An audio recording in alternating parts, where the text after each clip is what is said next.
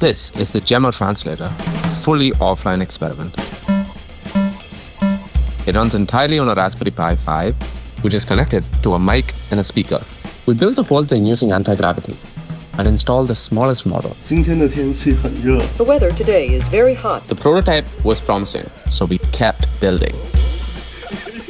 Lots of iterations, designing interfaces, and perfecting the software. Oh, testing 1, 2, 3. Then we designed a case for all the electronics, printed it, and once all the parts arrived, it was super satisfying to put together. We ran a quick test. Hello. And now, demo time. ¿Me puedes decir si este plato contiene frutos secos?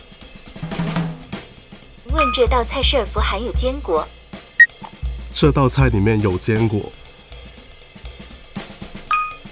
El plato tiene frutos secos. Since this is all offline, you could technically take it anywhere. What would you build?